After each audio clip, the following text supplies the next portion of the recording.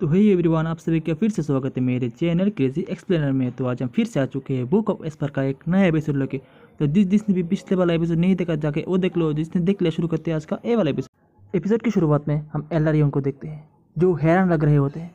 फिर वो जूफेन से कहता है, स्टीफन जू, मैंने सुना है कि तुमने खुद ह्यूमर को 3 महीने तक ट्रेन किया है उसने हराने के लिए, क्या ये सच है? जूफेन जवाब देते हैं, हाँ बिल्कुल सही सुना तुमने, और अगर अब तक सब कुछ ठीक चल रहा है तो इसी वक्त वो दोनों लड़ रहे होंगे। जूफेन को इतनी शांति से ये कहता देख एल्लारियन तो बहुत ही ज़्यादा हैरान रह जाते हैं, और हैरान होकर एल्लारियन पूछते हैं, स्टीफन जू, तुम इस लड़ाई को लेकर इतने बेफिक्र कैसे हो सकते हो? तुम्हें अभी वहाँ देखना नहीं चाहिए था? एल्लारियन की बात सुनकर जूफेन मुस्कुराता है और कहता है, क्यों देखो, मुझे पहले से ही पता है कि वो जीतेगी, और वैसे भी मैंने उस लड़की की ट्रेनिंग में काफ़ी मेहनत की है। और ये कहने के बाद ही जूफेन अपनी उंगलियों से एक चुटकी बजाता है और अपने नीली आँख को दिखाता है, जो देखकर एल्लारियन और भी ज़्यादा हैरान रह जाते हैं। आश्चर्य से एल्लारियन पूछते हैं, वो क्या है? जूफेन समझाते हैं, मैं एक अल्केमिस्ट हूँ और एक मुसाफिर भी। इसी दौरान मुझे ये आग मिली। ये आत्मा की रक्षा भी करता है और दुश्मन को चोट भी पहुँचाता है। और ये सुनकर एल्लारियन की आंखों में हैरानी और भी ज़्यादा बढ़ जाती है, और वे कहते हैं, स्टीफन जू, इसका मतलब तुमने एक 9th ग्रेड की स्पिरिचुअल ओपन बना लिया है? जूफेन हाँ में सर हिलाता है, हाँ, पर सिर्फ इतना ही नहीं, मैंने उसे एक 8th ग्रेड की आर्मर भी दिया है, demonic treasure dragging locking armour, और दूसरा एक 8th ग्रेड का डार्क मून ब्लेड भी दिया है। जूफेन की बात सुनकर एल्लारियन बहुत ही ज़्यादा हैरान रह जाते हैं और हैरान होकर बोलते हैं, एक 9th ग्रेड की टूल सिर्फ एक 10th ग्रेड की अल्केमिस्ट ही बना सकता है, और तुम्हारी कल्टिवेशन स्किल तो सबसे अलग है। स्टीफन जू, इतनी ताकत और साधना होते हुए भी तुमने खुद ह्यूमर को लड़ने की जगह एक लड़की को ट्रेनिंग दी, ऐसा क्यों? एल्लारियन की बातें सुनकर जूफेन हल्का सा मुस्कुराता है और मुस्कुराकर जवाब देते हैं, एल्लारियन, तुम इस सेक्ट की रचना को मुझसे अच्छे से समझते हो। ह्यूमर एक ना के बराबर है। अगर वो इस तस्वीर में ना भी होती तो कोई भी फ़र्क नहीं पड़ता। अगर चाहता तो पहले ही उसे ख़त्म कर सकता था, पर मैंने इसे ज़िंदा रखा सिर्फ इसी दिन के लिए। जब एक आउटर सेक्ट का शिष्य किसी इनर सेक्ट शिष्य को हरा देता है तो पूरा सेक्ट हिल जाता है। सारे एल्डर्स और वेनरेबल्स भी कुछ कहने के लायक नहीं रहेंगे। पर ये तो बस शुरुआत है। जब एक अंडरडॉग बार बार इलाइट डिसेबल को हराता है तो लोग पहली बार इसे एक इत्तेफाक समझेंगे, दूसरी बार भी शायद, पर तीसरी और चौथी बार होने पर उन्हें एहसास हो जाएगा कि पुराना सिस्टम बेकार है। जूफेन की बातें सुनकर एल्लारियन बहुत ही ज़्यादा हैरान हो जाते हैं और पूछते हैं, क्या तुम सेक्ट का पूरा सिस्टम बदलने का इरादा रखते हो? जूफेन हल्का सा मुस्कुराता है और मुस्कुराते हुए कहता है, हाँ बिल्कुल, इनर सेक्ट सिर्फ उन डिसेबल्स को लेता है जो कि पहले से ही अंदर के बंदे होते हैं, ताकि बड़े एल्डर्स उनके साधन का हिस्सा ले सके। पर जब उनके इलाइट डिसेबल्स ही इलाइट बनने के लायक नहीं रहेंगे तब वो क्या करेंगे? समझे तुम कि मैंने खुद ये सब क्यों किया है? अगर मैं खुद लड़ता तो मुझे भी एक इनर सेक्ट एग्जीक्यूटिव बना दिया जाता, मेरी पूरी मेहनत बेकार हो जाती और मैं उन्हीं जैसा बन जाता, और जी हुई कभी ये होने नहीं देता। जूफेन को सेक्ट लीडर का नाम लेते देख एल्लारियन घबरा जाते हैं और चेतावनी देते हैं, स्टीफन जू, तुम्हें सेक्ट लीडर का नाम नहीं लेना चाहिए, तुम्हें उन्हें उनकी पद से बुलाना चाहिए। जूफेन फिर से एक ठंडी मुस्कुरा देता है। जूफेन मुस्कुराते हुए कहता है, क्यों, हम दोस्त हैं, और वैसे भी जीव को मुझे इस वक्त मुझसे भी ज़्यादा ज़रूरत है ताकि ये सिस्टम पूरा जड़ से सुधारा जा सके। फिर एल्लारियन पूछते हैं, क्या इसका मतलब है कि तुम और लोगों की ट्रेनिंग कराओगे? नया डिसेबल्स सिर्फ इनर सेक्ट से नहीं आएंगे बल्कि तुम्हारे सीधे शिष्य भी होंगे, पर क्या इसका मतलब इनर सेक्ट पूरी तरह से नहीं हिल जाएगा? पर इससे तो रिसोर्सेज का रख रखाव और भी ज़्यादा बड़ा हो जाएगा। स्टीफन जू, तुम्हारा ये योजना बेहद ही मजबूत है, पर क्या तुमने इसके परिणाम के बारे में सोचा है? जूफेन हल्का सा मुस्कुराता है और एक गहरी सांस लेकर कहता है, क्या हो सकता है? वो जीतेंगे, प्रसिद्ध होंगे, इनर सेक्ट डिसेबल बनेंगे और आखिर में इलाइट बन जाएंगे, बस यही अंतिम लक्ष्य है। एल्लारियन उदास होकर कहते हैं, क्या तुम्हें वही लगता है कि यही अंतिम परिणाम होगा? ये सुनकर जूफेन एक पल के लिए चुप हो जाता है, फिर कहने लगता है, बुढ़े आदमी हमेशा सच बोलते हैं, तुम सही कह रहे हो, जीवी जीत जाएगा, पर इनर सेक्ट में उसकी ज़िंदगी आसान नहीं होगी।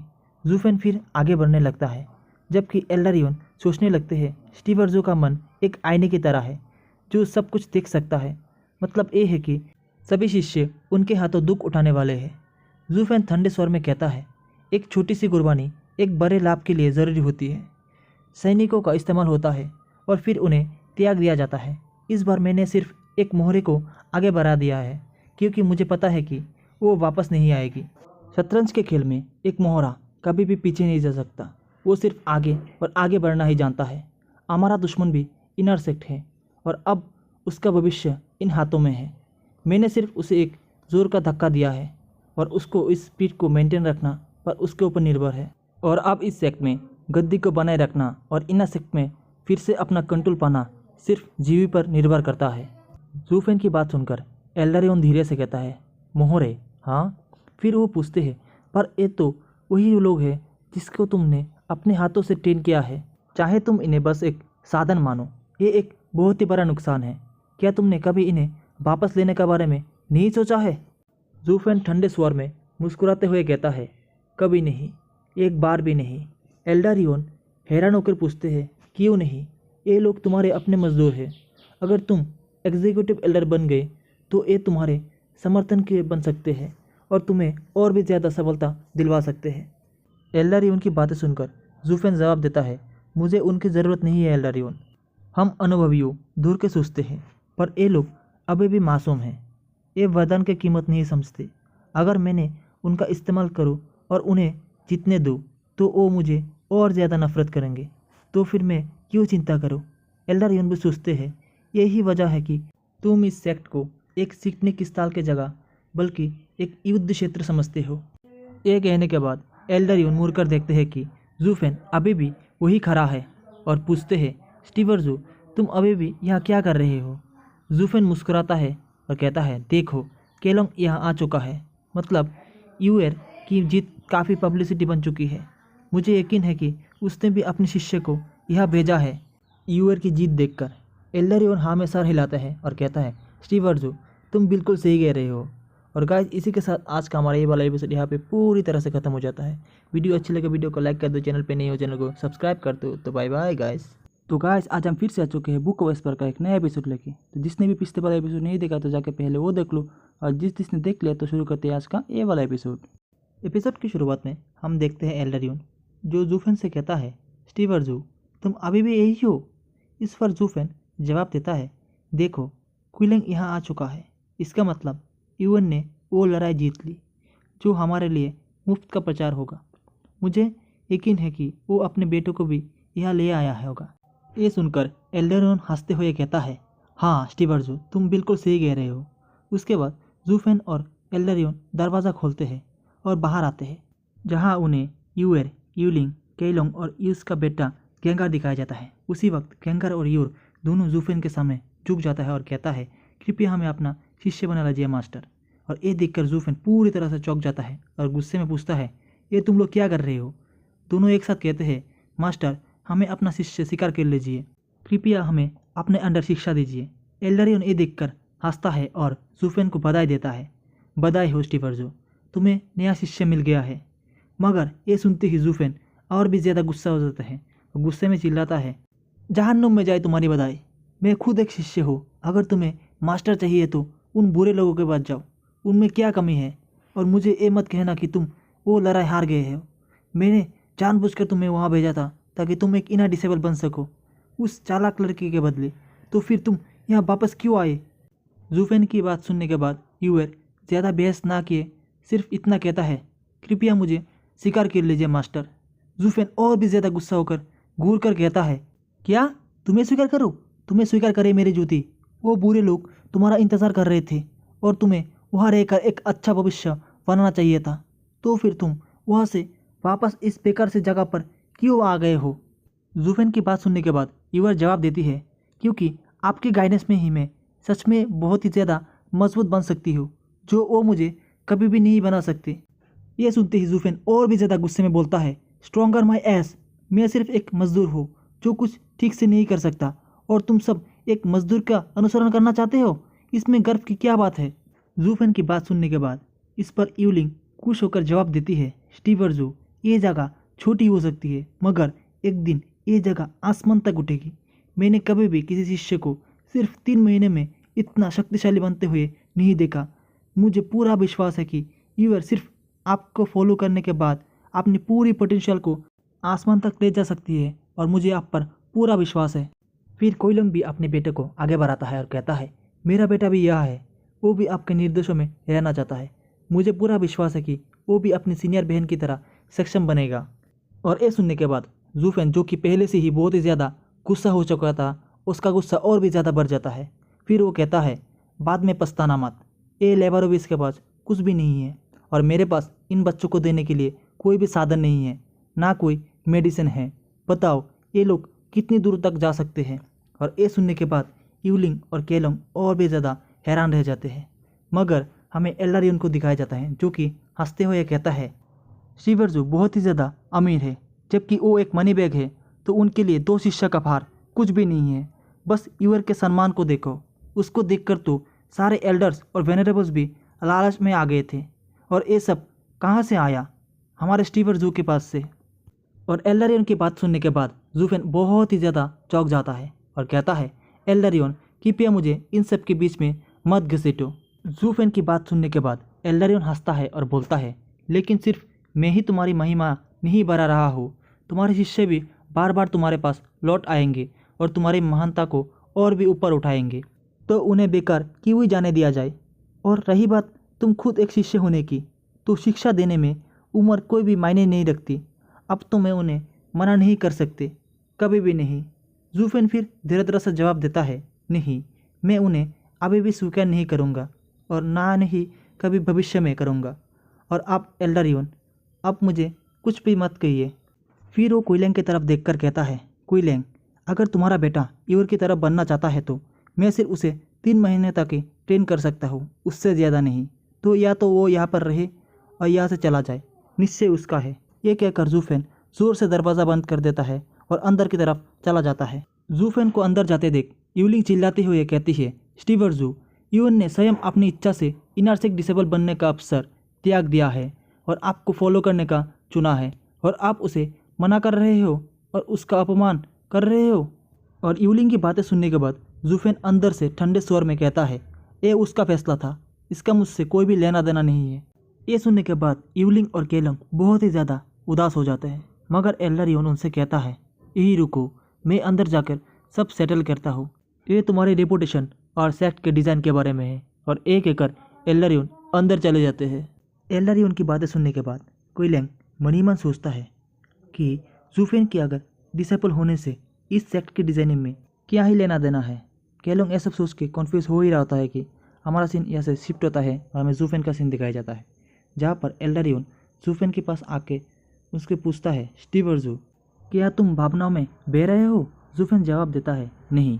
फिर एल्लारियन पूछता है, तो फिर ये दुख भरी जीत क्यों, मतलब इस जगह पर क्यों? जू फेन फिर धीरे धीरे से कहता है, मैंने कहा ना, नहीं। फिर एल्लारियन कहते हैं, तो आप उन बच्चों को क्यों नहीं ले रहे हैं? उनके प्रति इतना घृणा और नफरत क्यों है? फिर जू फेन जवाब देता है, क्योंकि मैं एक मनमजी हूँ।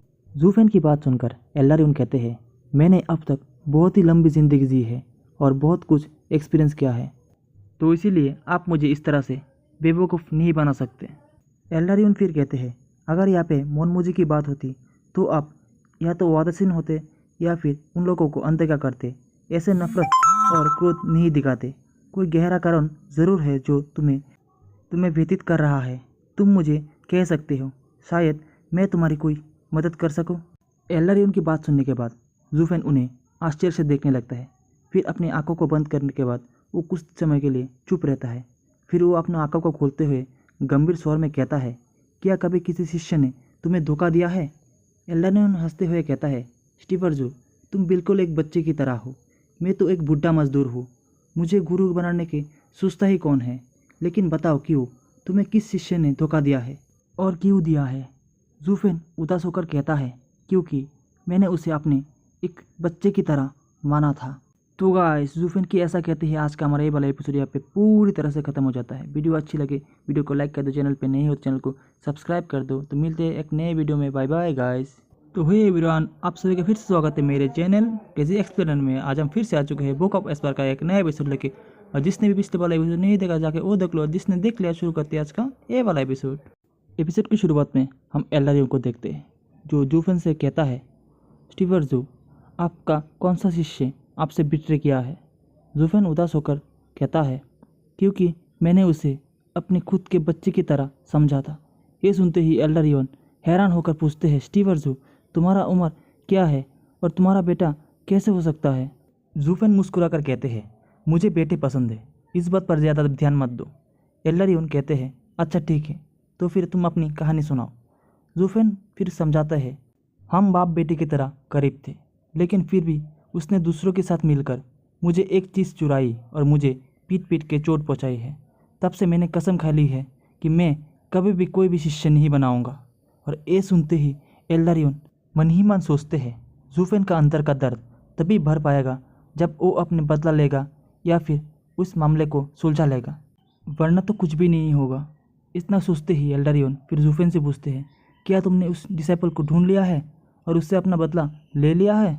इतना कहने के बाद एल्डरियन फिर से मन ही मन सोचते हैं, ये गार्ड और भी ज़्यादा टाइट हो जाएगी और ये एक ऐसी गार्ड बन जाएगी जिसे कि खोल पाना बेहद ही ज़्यादा मुश्किल हो जाएगा। एल्डरियन की बात सुनने के बाद जूफेन कहता है, नहीं, वो अभी भी मुझसे बहुत ही ज़्यादा दूर है, लेकिन एक दिन मैं उसे ज़रूर ढूंढ निकालूंगा और उसकी बेवफाई का बदला लेकर उसे पूरी तरह से डिस्ट्रॉय कर दूंगा। जूफेन की बात सुनकर एल्डरियन फिर कहते हैं, अगर ऐसा है तो तुम्हारे पास और भी ज़्यादा वजह है कि तुम कुछ नए शिष्य बनाओ। और एल्डरियन के मुंह से ये सब बात सुनने के बाद तो जूफेन को और भी बड़ा झटका लगता है। फिर वो गुस्से से चिल्लाते हुए कहता है, एल्डरियन, क्या आप मेरे जख्मों पर नमक छिड़क रहे हैं? आप जानते हैं कि मैंने क्या सहा है, फिर भी आप इस बात को जोर से दे रहे हैं। एल्डरियन शांत स्वर में कहता है, नहीं नहीं नहीं, मेरे पास ऐसा कोई मतलब नहीं था। मैं तुमसे भी ज़्यादा तुम्हारे दुख को महसूस करता हूँ, लेकिन जैसे ही तुम्हारे शिष्य ने तुम्हें दुख दिया है, वैसे ही नया शिष्य उस दुख को भर सकता है। अगर तुम इस दर्द से बचते रहोगे तो एक दिन ये तुम्हें अंदर से पूरा खा जाएगा और इसे बोतल बंद रखते रखते एक दिन ये एक बहुत ही बड़ा ट्रॉमा बन जाएगी और तुम्हें बहुत ही बड़ा नुकसान करेगी। और एक डिमोनिक कल्टीवेटर होने के नाते हम इस दुनिया के सब चुनौती का सामना कर सकते हैं और इस दुनिया के ऑर्डर के अगेंस्ट भी जा सकते हैं, मगर इसे इग्नोर करना और मेन मुद्दे से बचना, चाहे तुम कितनी भी ऊंचाई पर चले जाओ, ये तुम्हें शिखर तक पहुंचने में ज़रूर रोकेगी, क्योंकि तुम्हारा दिल अंदर से हमेशा इनकॉम्पिटेंट है। एल्डरियन की बातें जूफेन के दिल को छू जाती है और वो एक गहरी सोच में पड़ जाता है और उसके पास कुछ भी कहने को नहीं बचता। फिर एल्डरियन उसकी तरफ हल्का सा मुस्कुराता है। फिर जूफेन कहता है, एल्डरियन, अगर आपका कल्टीवेशन कम ना होता तो मैं आपको अपना मास्टर बना लेता। एल्डरियन भी हंसते हुए कहता है, अगर मैंने तुम्हें अपना डिसेबल बनाया होता तो मेरी ज़िंदगी का मकसद पूरा हो जाता। और इसी तरह से जूफेन और एल्डरियन पूरी रात बात करते रहते हैं। फिर अगला सीन हमें अगली सुबह का दृश्य बदलकर सेक्रेड लीजू के रेसिडेंस पर शिफ्ट होता है, जहाँ पर एक व्यक्ति कहता है, लीजू, क्या तुम यहाँ हो? सेक्रेड लीजू भी कहता है, फियायान, तुम यहाँ कैसे? फिर एक शेडो सेक्रेड के सामने से आते हुए हंसते हुए कहता है, ऑफ कोर्स, मैं तुमसे एक बात का डिस्कशन करने आया हूँ। फिर लीजू कहता है, अगर तुम तीनों नेदरवर्ल्ड्स के फ्रेंड एक ही साथ आए हो तो ज़रूर कोई बड़ी बात होगी। फिर 3 मास्टरों में से एक मास्टर आगे आकर कहता है, हे जीवी, तुम्हारा क्या मतलब है? क्या ये काफ़ी नहीं है कि मैं खुद तुमसे मिलने आया हूँ?